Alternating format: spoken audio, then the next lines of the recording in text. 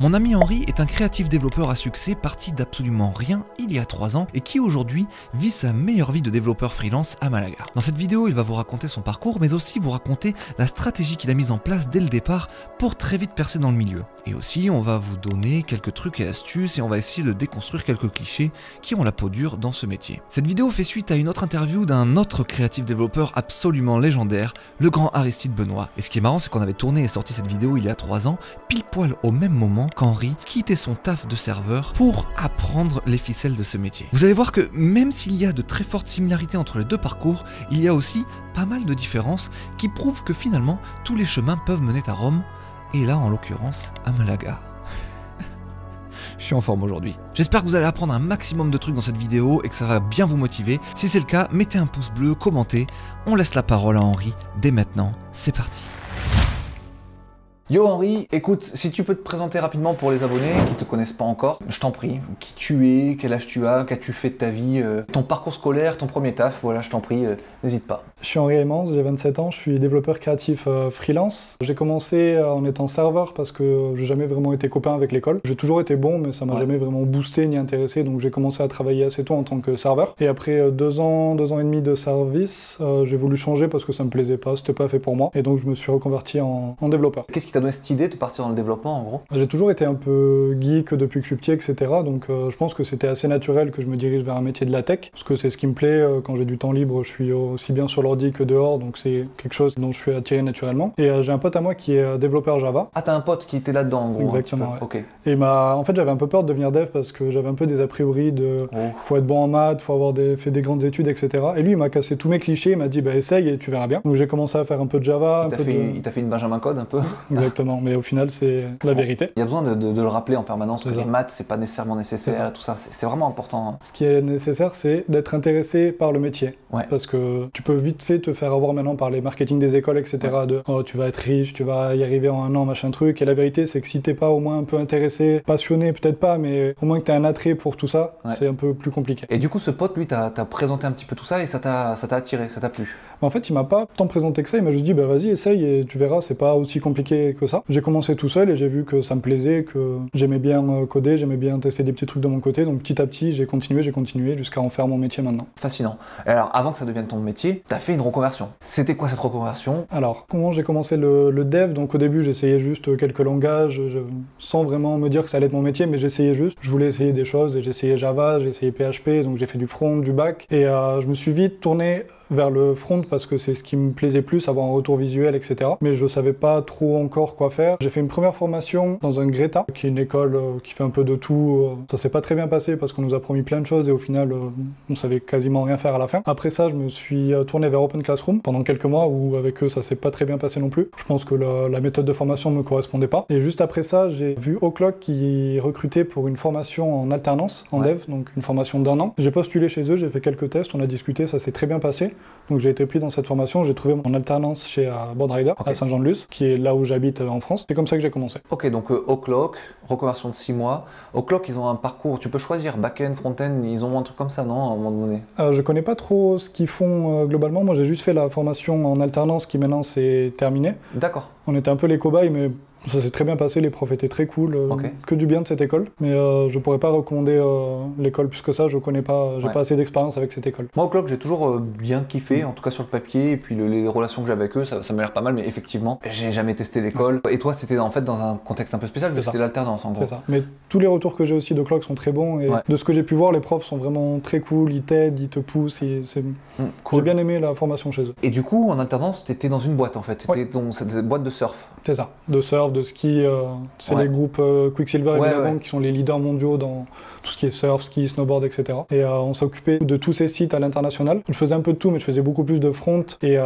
je vais pas dire créatif, mais des petites pages un peu jolies, on va dire. Et c'est, je pense, ce qui a amené mon attrait au creative dev et à tout ça. Et donc toi, qu'est-ce qui t'a plu vraiment dans cette reconversion en alternance en fait? Enfin, tu trouves que ça a été efficace comme enseignement? L'alternance, ça a été ce qui m'a un peu libéré. En fait, avant ça, j'avais un peu de mal à faire des projets, etc. J'avais l'impression de pas bien comprendre, de pas savoir quoi faire. J'avais un peu peur de faire. Et une fois que je suis arrivé là-bas, en fait, on m'a dit, tiens, t'as des projets à faire, t'as des choses concrètes à faire, t'as des deadlines, tu te débrouilles. Si t'as besoin d'aide, on est là. Et en fait, le fait d'avoir des objectifs concrets, d'essayer des choses et quand tu commences à faire des choses avec des objectifs concrets et que ça marche, tu te dis ok, en fait, il n'y avait pas à avoir toute cette peur de ah, je sais pas par où commencer, je sais pas faire, j'ai pas envie de mal faire. Il faut juste se lancer. De toute façon, quand tu commences, ce sera pas bien fait dans tous les cas, c'est normal. C'est quasiment tout le monde. Tu peux pas commencer et faire les meilleures choses du monde. Donc, pour moi, il faut juste faire et essayer de nouvelles choses. Et ça vient petit à petit. C'est pour ça qu'on met toujours l'accent, enfin moi sur la chaîne et beaucoup d'autres personnes, on met toujours l'accent sur faire des projets perso, faire des trucs. C'est facile à dire. Nous, on sait après coup, avec le recul, que c'est ça la méthode pour s'en sortir, c'est ça. Mais c'est vrai que souvent, il faut te mettre la tête dans la merde et te dire vas-y, c'est parti quoi. Bon, du coup, tu es dans cette alternance. Qu'est-ce qui te pousse vers le creative coding? Parce que c'est pas du tout ce que tu fais pendant ton alternance du coup. Non, pendant mon alternance, je faisais un peu ce qui m'a amené vers le creative coding, mais c'était un peu des pages jolies, on va dire, des nouveaux produits, etc. Et il faut les mettre en avant sur une page dédiée. Donc c'était des pages jolies, mais il n'y avait pas de WebGL, il n'y avait pas d'animation vraiment très poussée. Mais c'est un peu ce qui a attiré mon attention. Ça, c'est en train de me plaire. J'ai envie d'aller un peu plus dans ce sens-là. Dans le front un peu plus joli, de faire des jolies pages, etc. On va voir que très vite, ce qui a propulsé ta carrière, finalement, c'est de trouver les sites créatifs, les awards, etc. C'est ça qui a vraiment, qui t'a mis le pied à l'étrier du creative coding. Et donc, comment tu as découvert Awards? Comment tu as découvert tous ces méga beaux sites? Comment tu as découvert cette niche, en fait, du creative coding? À la fin de mon contrat avec Boardrider, j'ai vraiment voulu me lancer tout seul. J'étais pas sûr que ça allait marcher parce que freelance, tu peux passer du temps sans que tu aies de clients, etc. Mais je voulais essayer au moins. J'avais pas d'impératif de salaire, etc. J'étais tranquille pour au moins me prendre un an et me dire si après un an ça marche pas, tant pis, j'aurais essayé. À la fin du contrat, donc j'ai commencé à regarder un peu les sites qui se faisaient sur Award, à me renseigner un peu sur l'écosystème autour du Creative Dev. J'ai commencé à faire quelques cours de Creative Dev, faire un petit peu de WebGL, voir un peu comment tout ça marchait. Et mon tout premier projet a été mon portfolio. Je l'ai fait sans vraiment de prétention. J'ai essayé juste de faire quelque chose qui me ressemblait, qui me plaisait et d'y mettre tout ce que j'ai en fait. J'ai voulu le poster sur Award juste pour être sur Award et pour voir un peu comment ça marchait, etc. Et il s'avère que ce site a gagné le site du jour et m'a propulsé vers... Direct, en fait. Ouais. Ça, on retrouve un peu des similitudes avec l'histoire d'Harry. En gros, gagner ton premier award, c'est ton ticket de loterie. C'est là où tu as plein de clients qui te découvrent, qui t'envoient des mails, etc. C'est ce qui s'est passé? C'est ça. C'est plus l'industrie connaît ton nom parce que quand tu sors ton portfolio sur Award et que tu gagnes avec ça, c'est vraiment ton nom qui est sur Award en tant que développeur. Et vu que les développeurs, c'est ultra recherché, je pense que tu te fais un petit nom ou au moins tu es un peu connu dans l'industrie.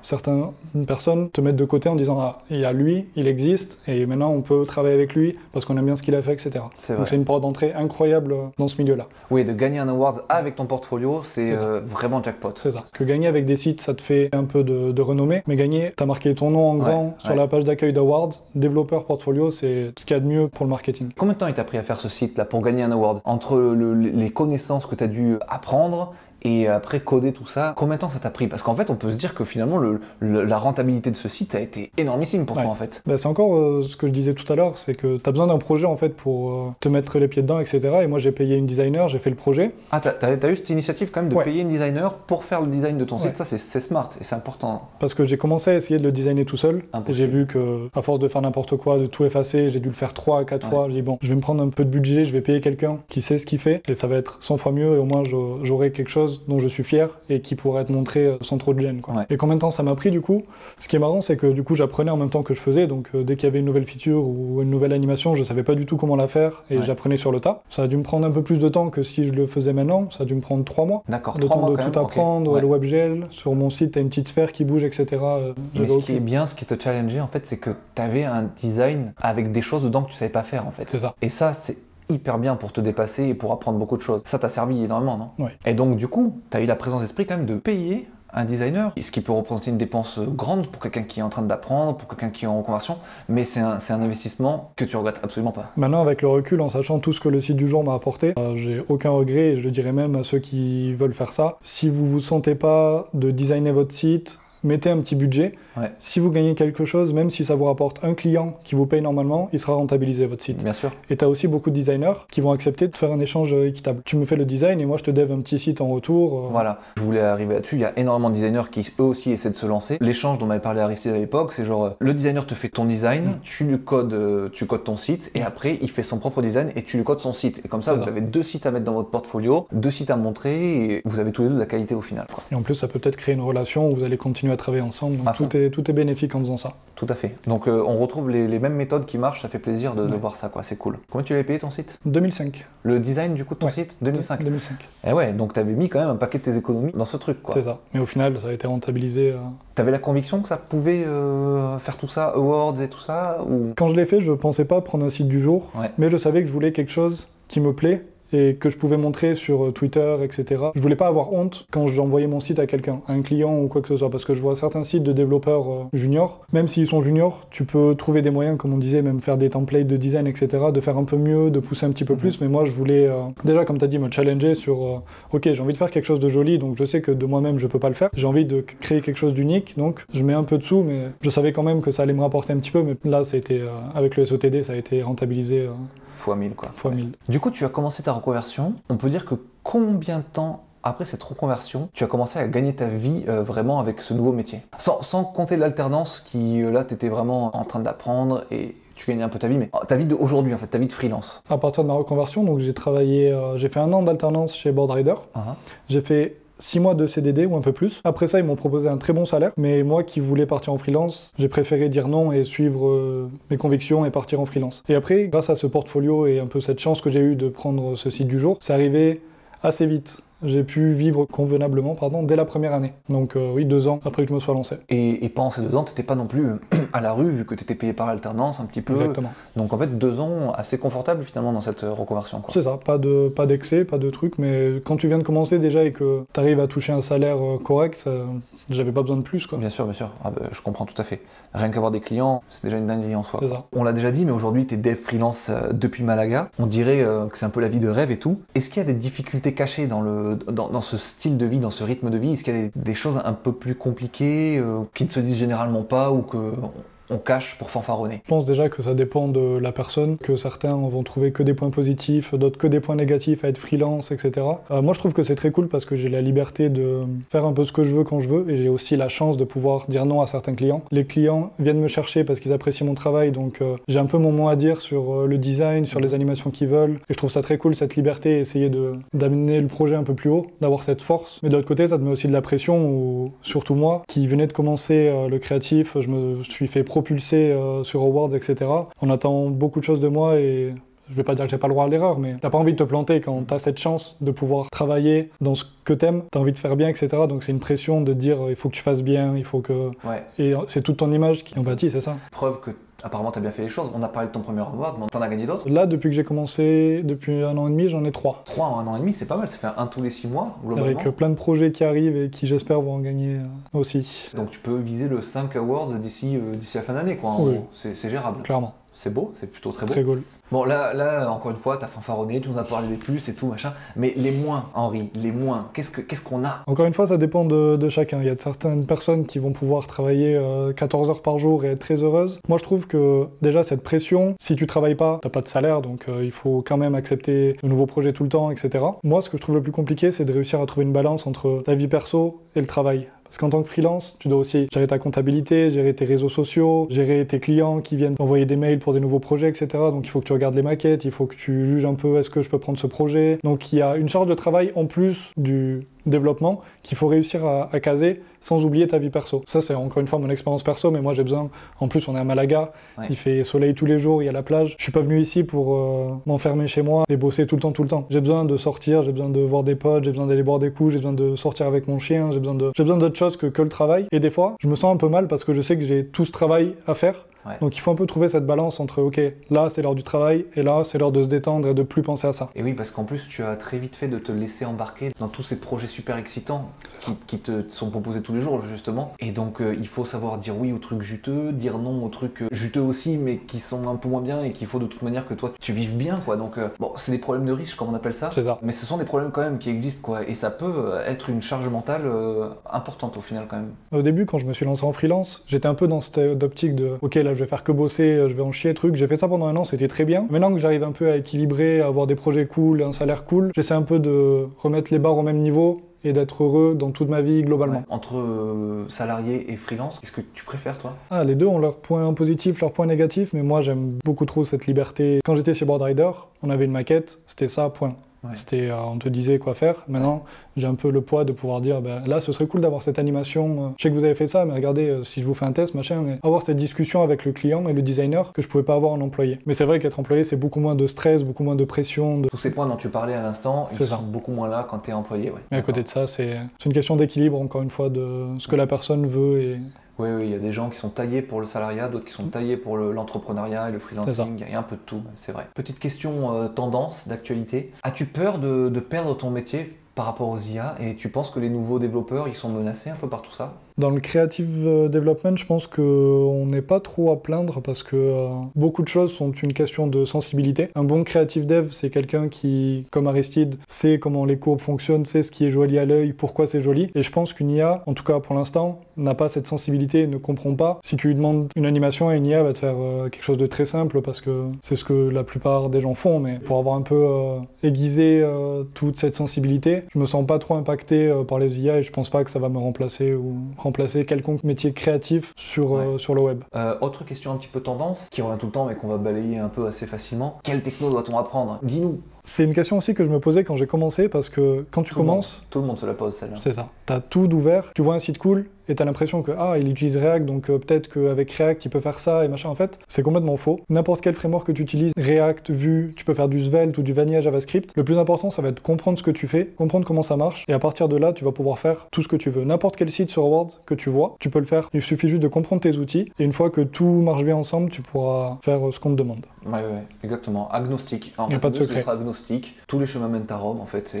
Il y a des technologies plus optimisées pour faire certains trucs que d'autres, mais tu les trouveras au moment d'entamer ton projet. Tu feras un petit peu de recherche avant d'entamer, tu verras que cette technologie c'est mieux, tu l'apprendras en 4 secondes parce que c'est la vie du développeur finalement, d'apprendre des nouveaux trucs tout le temps. Une fois que tu connais un framework, après, aller sur les autres, c'est aussi beaucoup plus facile. Exactement. Mais toi, lequel tu pratiques? Moi, j'ai commencé avec... j'étais sur du Vanilla JavaScript. Je pense que c'est bien de commencer par JavaScript, un peu comprendre comment tout fonctionne. Et là, je suis passé sur Vue.js qui m'aide à me simplifier certaines tâches qui sont un peu plus longues et chiantes à faire avec du Vanilla. Henri, on va arriver un peu sur la fin de cette interview. J'ai une dernière question. En gros, c'est quel conseil tu donnerais à des gens qui aimeraient se lancer ou qui sortent tout juste de bootcamp? Je pense que je suis un peu trop jeune déjà dans l'industrie pour pouvoir donner des conseils, mais je me base que sur mon expérience perso, donc ce qui a marché pour moi, ça peut ne pas fonctionner sur une autre personne. Mais moi, je pense qu'il faut faire des projets, essayer de faire des choses concrètes, se mettre des objectifs de OK, aujourd'hui, je veux développer telle feature, j'ai aucune idée comment faire, mais je vais me lancer et je vais trouver les choses petit à petit. Et je pense qu'une chose importante, c'est ne pas céder de ChatGPT ou de choses comme ça quand vous commencez, ou au moins ne pas le faire coder à votre place. Parce que t'as vite fait de copier-coller, même, je parle de ChatGPT, mais même de Stack Overflow, t'as vite fait de faire des copier-coller au début, et oui, ça va marcher, c'est cool, tu vas atteindre ton objectif, mais l'important c'est de le comprendre. T'es dans cette phase d'apprentissage, t'as envie de comprendre pourquoi ce que t'as copié-collé ça marche, pourquoi c'est bien, est-ce que tu peux faire mieux aussi. Après cette phase, je pense que si t'as un bon regard global sur JavaScript ou peu importe ta techno que tu utilises, comment elle fonctionne, ce sera déjà parfait. Moi, je dirais que c'est pas nécessairement pas utiliser ChatGPT, mais en tout cas, si tu l'utilises, te faire comprendre tout ce qu'il te donne et de lui demander en gros de t'expliquer les choses. Je pense que justement, c'est dommage de se passer de ChatGPT aujourd'hui, c'est trop puissant, mais comme toujours, comme du temps où il n'y avait que Stack Overflow, ne pas copier bêtement en fait. L'utiliser intelligemment, c'est ça. Très bien. Et un autre truc que tu aimerais dire, une dédicace Merci à toi de m'avoir invité dans ton superbe appartement. C'est un grand plaisir. C'était stylé, tu t'es très bien exprimé. Ouais. Cool. Et j'espère que les abonnés t'en seront reconnaissants parce que c'était très agréable de papoter avec toi. Si vous avez des questions pour Henri, posez-les dans les commentaires de la vidéo, bien entendu. Je checkerai, Henri aussi checkera, je pense, parce que quand une vidéo comme ça sort, on squatte pas mal les commentaires pour voir un peu ce que les gens en ont pensé et s'il y a des questions. Et n'hésitez pas aussi si vous voulez me poser des questions, me demander certaines choses. Dès que j'ai du temps, j'essaie de répondre et je le fais avec grand plaisir, donc n'hésitez pas. Bon, nous voilà au complet, la team des 3. Joy, qui s'en va. Henri, qui a été trop cool pendant cette vidéo. Et moi-même, votre autre de cette vidéo, Benjamin Code. Si vous avez kiffé, like, abonnez-vous, comme d'hab. Allez suivre Henri sur les réseaux sociaux, sur Twitter notamment, et Instagram, c'est ses 2 réseaux de prédilection. Et puis, on se retrouve bientôt pour une prochaine vidéo. Ciao. Ciao.